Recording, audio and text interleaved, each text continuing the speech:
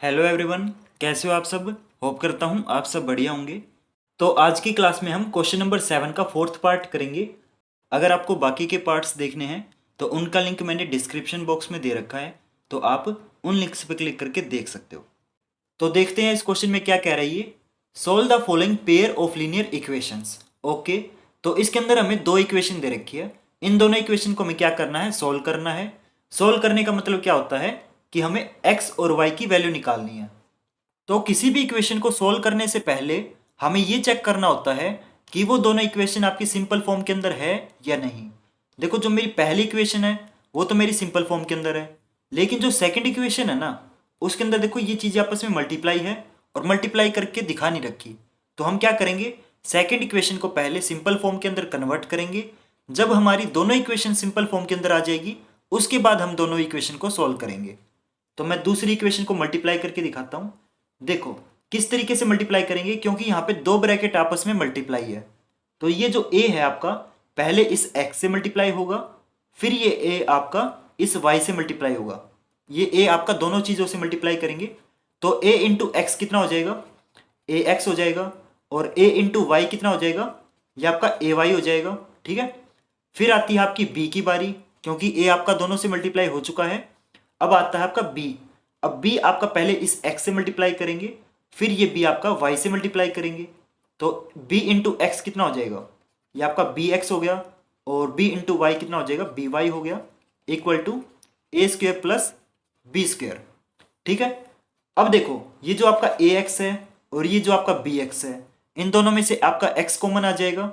और जो आपका ए वाई है और बी वाई है, इन दोनों में से y कॉमन आ जाएगा। तो मैं इसको देखो ए एक्स और बी एक्स को मैं साथ साथ लिख देता हूं, और ए वाई और बी वाई को मैं साथ साथ लिख देता हूं। तो यहां से कॉमन निकालते हैं। तो अगर मैं x को कॉमन निकालूंगा तो यहाँ पे a प्लस बी बचेगा, और यहां से अगर मैं y को कॉमन निकालूंगा तो भी a प्लस बी बचेगा, equal to A square plus B square. तो जो मेरी ये सेकंड इक्वेशन थी वो मेरी सिंपल फॉर्म के अंदर आ चुकी है, क्योंकि देखो पहली इक्वेशन है ना, उसके अंदर भी देखो x और y कॉमन है। जो दूसरी इक्वेशन है उसके अंदर भी मैंने x और y को कॉमन निकाल लिया। तो कहने का मतलब क्या है, मेरी दोनों इक्वेशन सिंपल फॉर्म के अंदर आ चुकी है। अब हम क्या कर सकते हैं, अब हम इन दोनों इक्वेशन को सोल्व कर सकते हैं। तो इसको मान लो इक्वेशन नंबर 1 और इसको मान लो इक्वेशन नंबर 2। ठीक है, तो अब इन दोनों इक्वेशन को हम सोल्व करेंगे। तो ये मेरी दोनों इक्वेशन आ गई और ये दोनों इक्वेशन मेरी सिंपल फॉर्म के अंदर है। तो अब इन दोनों इक्वेशन को हम क्या करेंगे, सोल्व करेंगे। तो आपको पता है किसी भी लीनियर इक्वेशन को सोल्व करने के बहुत सारे मेथड होते हैं, जैसे कि आपका एलिमिनेशन मेथड है, सब्स्टिट्यूशन मेथड है, और आपका क्रॉस मल्टीप्लिकेशन मेथड है। तो आपकी मर्जी है, आप कोई भी मेथड यूज कर सकते हो। तो जो मेथड आपको अच्छे से आता है ना, आप उस मेथड से इन दोनों इक्वेशन को सोल्व कर सकते हो। ठीक है, मैं इन दोनों इक्वेशन को करता हूं एलिमिनेशन मेथड से सोल्व, क्योंकि मेरे को ऐसा लगता है कि एलिमिनेशन मेथड सबसे इजी मेथड है। बाकी सबकी अपनी अपनी चॉइस होती है, कोई कोई भी मेथड यूज कर सकता है। ठीक है, तो इन दोनों इक्वेशन को सोल्व करेंगे बाय यूजिंग एलिमिनेशन मेथड। तो मैं यहां पे लिखता हूं solving equation 1 and equation number 2।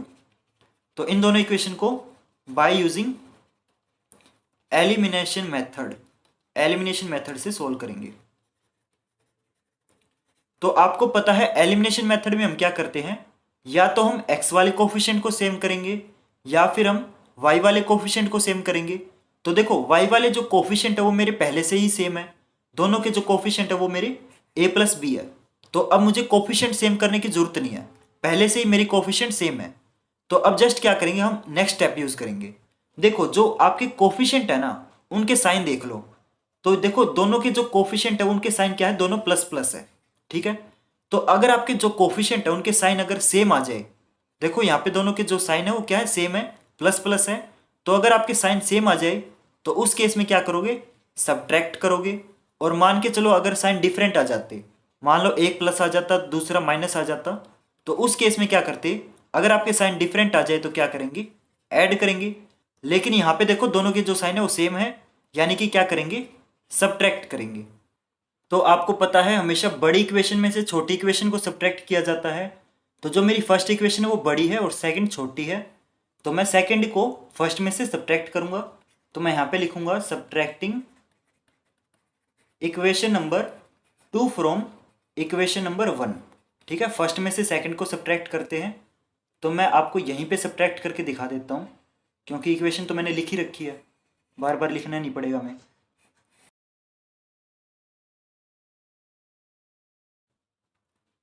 Subtract करते हैं।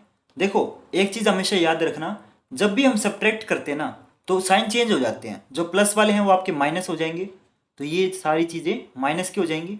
देखो यहाँ पे a minus B into X में से a plus B into X subtract हो रहा है, तो इनको डायरेक्ट सब्ट्रैक्ट नहीं कर सकते। इनको हम क्या लिखेंगे, a minus B into X में से आपका a plus B into X subtract हो रहा है, तो इस तरीके से लिखेंगे, ठीक है। और यहाँ पे देखो a plus B into Y है, और यहाँ पे a plus B into Y subtract हो रहा है, एक प्लस का एक माइनस का, तो ये आपस में कैंसिल हो जाएंगे, क्योंकि साइन अलग अलग है ना, ऊपर वाले का प्लस है, नीचे वाले का माइनस है। यहाँ पे देखो ए स्क्वेयर में से ए स्क्वेयर कैंसिल, क्योंकि ऊपर वाला ए स्क्वेयर प्लस का है, नीचे वाला ए स्क्वेयर माइनस का है, कैंसिल हो गए। यहाँ पे देखो ये जो बी स्क्वेयर है ये भी माइनस का, ऊपर वाला भी माइनस का, तो यहाँ पे देखो ये दोनों सेम साइन है, तो इनको कैंसिल नहीं कर सकते। कैंसिल हमेशा तभी होते हैं जब आपके साइन डिफरेंट हो, एक अगर साइन प्लस का है एक माइनस का है तभी हमारे कैंसिल होते हैं। इस केस में कैंसिल नहीं होंगे, तो इक्वल टू क्या लिखेंगे, -2ab और -b² और नीचे वाला भी -b²। तो इस तरीके से आ गया हमारा। यहाँ पे देखो किस तरीके से करेंगे, ये जो आपका x है ये आपका दोनों से मल्टीप्लाई है, a माइनस बी से मल्टीप्लाई है, तो a इंटू एक्स कितना हो जाएगा, ax, और b इंटू एक्स कितना हो जाएगा, -bx। तो यहाँ पे भी देखो सेम तरीके से मल्टीप्लाई करेंगे, a इंटू एक्स कितना हो जाएगा, माइनस बाहर है तो ऐसे का ऐसे, a इंटू एक्स ax और b into X plus bx equal to यहाँ पे -2ab -b², देखो माइनस माइनस प्लस होते हैं, तो ये क्या आ जाएगा, -2b², ठीक है। और देखो यहाँ पे ब्रैकेट के बाहर माइनस साइन है, तो जब भी ब्रैकेट खुलता है और ब्रैकेट के अगर बाहर माइनस साइन हो तो अंदर वाले साइन चेंज हो जाएंगे, तो ये क्या बनेगा, ax माइनस bx, ये माइनस साइन की वजह से अंदर वाले साइन चेंज।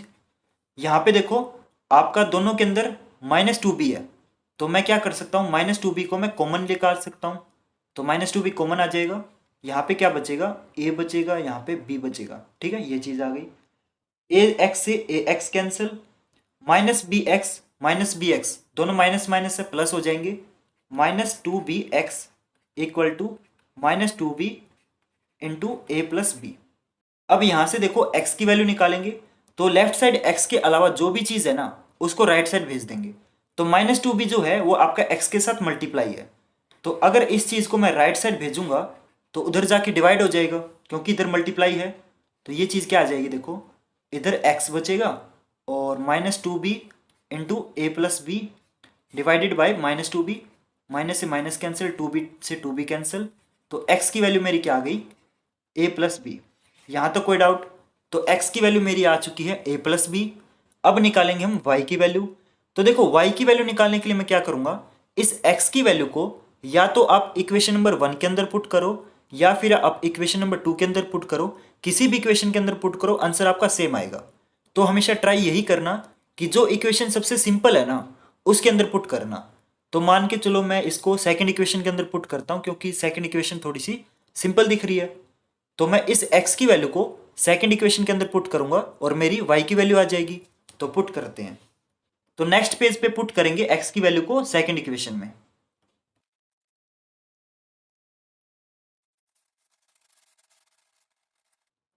तो ये मेरी सेकंड इक्वेशन है और ये मेरी x की वैल्यू है, तो इस इक्वेशन के अंदर पुट करेंगे, तो मैं यहाँ पे लिखूंगा पुटिंग द